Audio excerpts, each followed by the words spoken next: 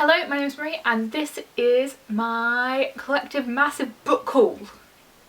Yeah, I have 32 books to show you. That is many books. Most of them were bought at charity events or stuff like that, so they were secondhand and really cheap, and then the other books I bought on Amazon and they were really cheap on Amazon.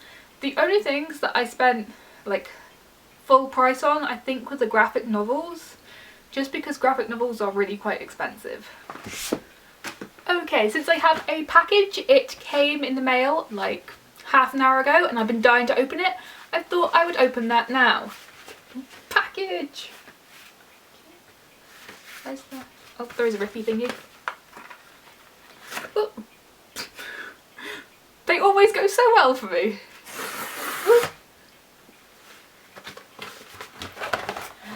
And it is the Charmed Season 9 Volume 1 graphic novel.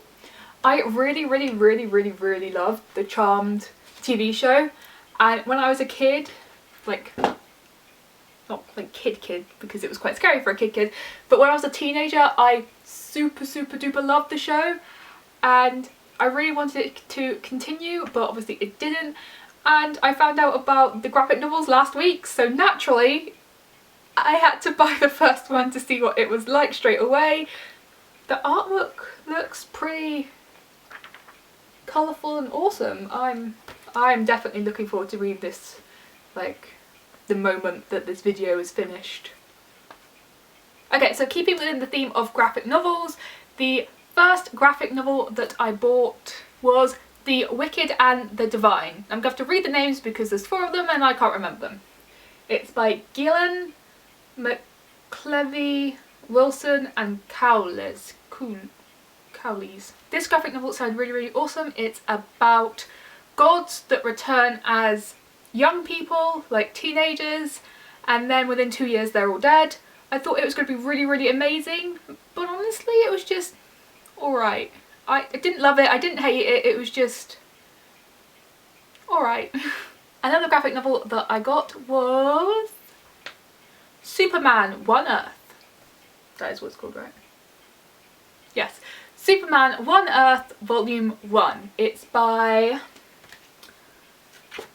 J. Michael Straczynski and Shane Davis. I don't know how to pronounce names.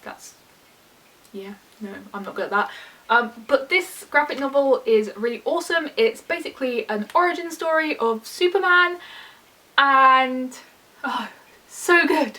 I really liked it. Also, when I bought this one, I thought I'd continue with the superheroes and buy Batman One Earth Volume 1 as well. This is done by Geoff Jones and Gary Frank. This is the origin story of Batman and it's so good. I think I like this one more than the Superman one, but only fractionally. They were both amazing.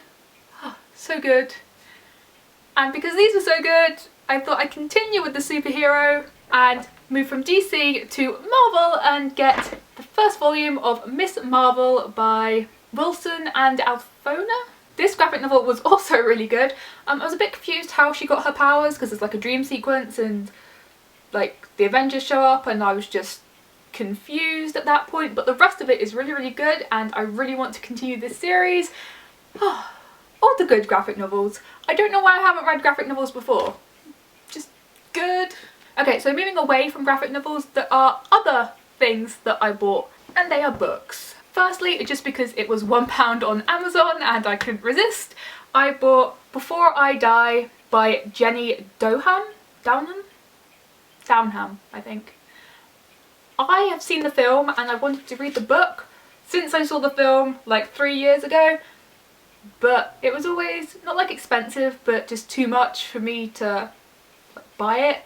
But it was on Amazon, it was cheap. It's about a girl with cancer and she has a bucket list and she attempts to complete the bucket list before she dies. From what I remember of the film, it's a very heart-wrenching story and I think I'm going to be sad but happy while reading it, which is an interesting combination, but one that I feel quite a lot when I read. Anyone who lives in the UK may be aware that Amazon do certain books 3 for £10, and they're 4 books. I got The Longest Ride by Nicholas Sparks. I want to read this before I see the film. The film just came out. The trailer for the film looks really good. It's about a cowboy and a student who fall for each other, so I'm going to be reading this one soon before I see the film. I also have To Kill a Mockingbird by Harper Lee. The sequel has just come out, and apparently this book, while quite sad, is really good. I have never read it. I know, shame on me, it's been out for 50 years and I've never read it. Not that I've been alive 50 years, only 22, but you get my point. I think I'm going to take this one to America with me in my luggage so I can read it on the plane. I'm not 100% certain yet, but I want to read it like now. I think it's long overdue. I've had people talk about it. It's in a lot of American TV shows and films because it's required reading for a lot of high schools and colleges over there, and I want to see what it's all about. The last book I got in the 3 for £10 was Looking for Alaska by John Green. I'm not 100% sure what this book is about. I think it's something to do with like quotes and school and people. I don't know, but I liked The Fault in Our Stars and Paper Towns was pretty good, so I thought I would continue with my John Green reading this and read Looking for Alaska as well. Okay, so now moving on to books that my mum originally got from charity event things that were secondhand and used, but she read them and thought I might like them. I'm always happy to get more books. The first one I have read, and it is In Beauty May I Walk, Words of Peace and Wisdom by Native Americans. I was slightly skeptical about this book. Being an anthropology student, I was just like, it's not gonna be accurate, it's just whatever. I have read it, and it's quotes from Native Americans. I don't know how accurate it is, but it's a really sweet book with some really nice verses and stuff in it, so it's quite cool. The next book I know nothing about. It just seemed kind of cool. I think it's something to do with sailing and beaches and stuff. I don't know. I'm just going by the front cover, not gonna lie. And it is Elose by Judy Finnegan. Not sure what it's about, but I'm sure I'll read it at some point. The next book is a wartime autobiography, and as a student of politics, I think it's important to read stuff like that. I'm not sure when I'm going to be reading it, but at some point before I graduate, probably. And it is Some Sunny Day by Dame Vera Lynn. Yeah, I said that right, go me. Like I said, it's an autobiography, and I think it'll be quite interesting. Keeping within the theme of wartime, my mum also gave me Last Post by Max Arthur. I'm pretty sure this is not an autobiography. I think it's just stories. I'm not sure if it's fiction or non-fiction. I don't know. It says stories from First World War soldiers, so presumably it's non-fiction. But like the other one, as an IR student, I think it will be an interesting read. Keeping not with wartime, but with historic Britain, my mum also gave me a 1950s childhood by Paul Feeney. I think it's basically what it says on the tin about childhood in the 1950s. I don't know, there's pictures of kids playing and stuff on it, so presumably. The next one is one that my mum was reading and it caught my eye because it sounds really, really good. It is To Brave Every Danger by Judith Cook. This book is set in Cornwall and Australia, but I live in Cornwall, so the Cornwall bit, you know, entices me. And it's about a fisherman's daughter who is set to hang because she's been accused of stealing something, and instead she gets shipped to Australia, which is what they used to do in the 1700s to criminals in the UK. And she manages to come back, I think with her boyfriend, husband, I'm gonna go with husband, why not? And yeah, this is just about all the stuff that happens to her from when she gets arrested until she manages to make it back to the UK after being in Australia. So I think it'll be interesting. The other ones are just kind of like fun, quirky reads, I think. There's 3 of them that are just basically what they say on the tin. They're quite funny, sarcastic, I believe. I've only read halfway into this one, which is Old Age and How to Survive It by Edward Enfield. This one is funny and sarcastic, and I really quite enjoyed it. It is literally what it says on the tin. It tells you the bad parts of old age and how to survive it. The next one is That Nuffington's Twat, Dangerous Book for Idiots. It doesn't actually say who it's by. I have looked, but I presume it was just published anonymously. It's got loads of dangerous situations that idiots can get themselves into. I haven't read it yet, but it does sound quite amusing and interesting.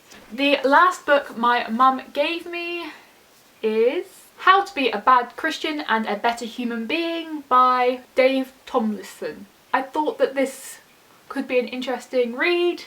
I'm very interested in religion and like learning about it, so also I think the picture of an angel drinking wine on the front is quite amusing. Lastly, I have books that I picked up at various charity events in the past couple of months.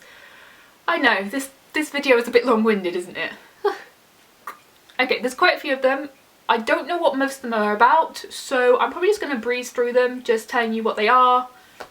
If I know anything about them, I'll let you know, but chances are just the title and the author. First book is An Evil Cradling by Brian Keenan. This is about a journalist who gets kidnapped in Beirut.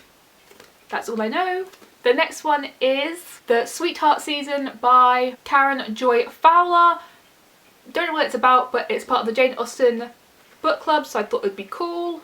I like Jane Austen, as you guys probably know by now.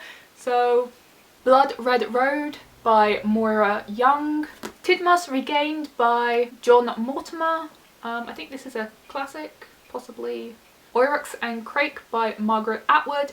I'm pretty sure I said the title wrong. Don't know, it's just got a cute pig at the bottom corner. And I've heard Margaret Atwood is good, so. The Night Stalker by Chris Carter. It just caught my eye because it says he watches, he waits, he kills. It sounds like a, you know, murder thriller type book.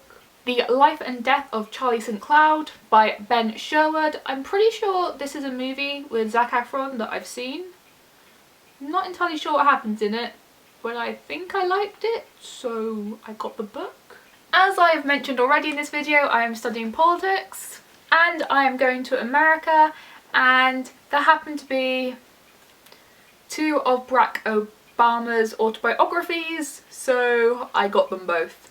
There's one from when he was a senator and one from when he was president. This one's called Dreams from My Father, and this one is called The Audacity of Hope, so I thought they would be interesting. I'm not sure I'm going to be able to read them before I go to America though, because I leave in 2 weeks. So I also have The Tale of Two Cities by Charles Dickens. Classic, I like classics. I haven't read any Charles Dickens, but I thought this would be a good one to get me started. The next 3 are all by the same author, Colin Cotterell. I'm not sure what they're about, but they look like the Ladies' #1 Detective Agency. That's a book series that I really like. It's about investigators in Africa. I think this might be something similar, I'm not sure. The first one is 33 Teeth, then Curse of the Pogo Stick, and then Disco for the Departed. I also have Catch Me by Lisa Gardner. I don't know what it's about, but the cover is really eye-catching. And the last 2 books aren't really books. I have Tutankhamun's Book of Puzzles by Tim Dedopoulos. It's just basically what it says. It's lots of quizzes and puzzles and stuff. And the last one, last but not least, is Mess, The Manual of Accidents and Mistakes by Kerry Smith. It's kind of like Wreck This Journal, but not quite. It's by the same author. It was, again, like new, perfect condition, and I just thought it'd be fun and cool to do. Whew. And I'm done! All the books! So many books! I hope you enjoyed this video. I am now going to attempt to go and put these books somewhere. I have no shelf space, so this is going to be interesting. Thank you for watching. Have a good week and bye.